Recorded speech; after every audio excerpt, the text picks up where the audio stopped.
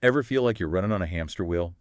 Working, working, working, but going nowhere. Oh, tell me about it. Yeah, the dreaded rat race, Yeah, right? yeah. But what if I told you there might be a way out? Okay. We took a deep dive into an episode of the Escape the Rat Race podcast, and they had some really interesting advice. It's funny you mentioned mindset because that's actually where they started too. Oh, really? Yeah, they were really big on the idea that before you even open a spreadsheet, you need to get your head in the right place. Kind of like before you build a house, you got to make sure the foundation is solid. So instead of thinking I'm stuck, it's more like this is just one chapter, it's not the whole story. Exactly. They actually had this great analogy. They said to think of your current job, whatever it is, even if you hate it, as a financial bridge. Ooh, I like that. Yeah, you're using it to get you to where you want to go while you build that escape route. It's like that feeling when you finally get around to cleaning out that one junk drawer. Right. Suddenly tackling the big stuff doesn't seem so impossible. Exactly. Exactly. And speaking of tackling things, they were all about setting clear financial goals. Yeah, and they made a good point that it can't just be some vague thing like, I want to be rich. Right, like winning the lottery. Yeah, exactly. They said, think of it more like planning a road trip.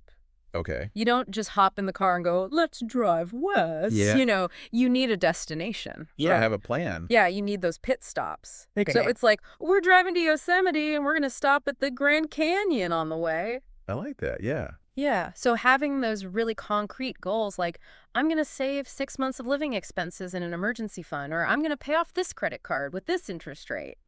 That's what keeps you on track. It's like having a financial GPS. Yes. But even with the best navigation system, you still need to know where you're starting from. This is true. Which is where I think their emphasis on budgeting comes in. Budgeting. It's so important. It is. Because like they said, if you have no idea where your money is going, how can you possibly expect to make a plan to change it? Right, it's like trying to bake a cake without a recipe. Yeah. Now, you might get lucky, but chances are. It's going to be a mess. Yeah, it's going to be a disaster. So they talked about this 50-30-20 rule. Oh, yeah, the 50-30-20 rule.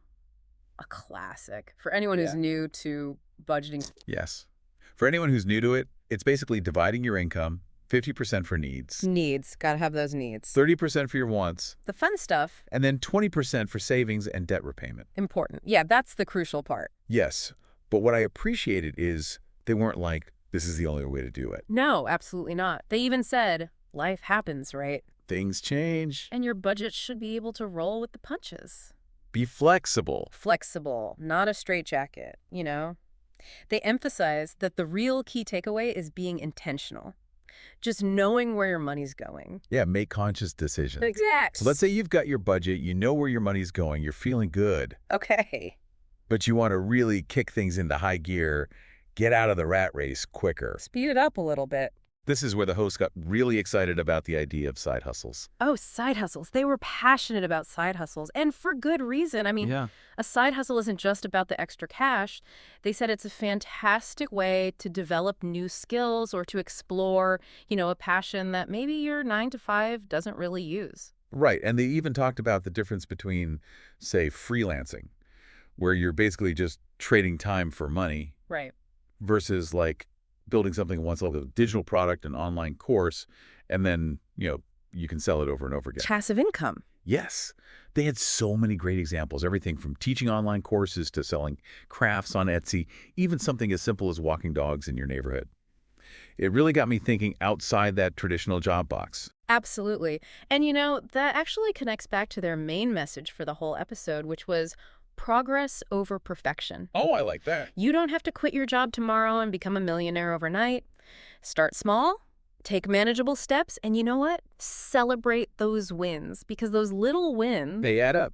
they do. It's like when you're training for a marathon. Okay, yeah. You wouldn't expect to just go out and run 26 miles on the first day. Right. You have to celebrate each mile, each step you take gets you closer to that big goal. Exactly. And celebrating those wins, no matter how small, keeps you motivated. Oh, for sure. It reminds you that you are in control of your financial future, which is so empowering. It is, and that's what it's all about.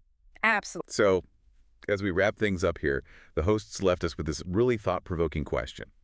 They said, what is one small step, something you can do today, inspired by everything we've talked about, that will inch you closer to your own version of financial freedom?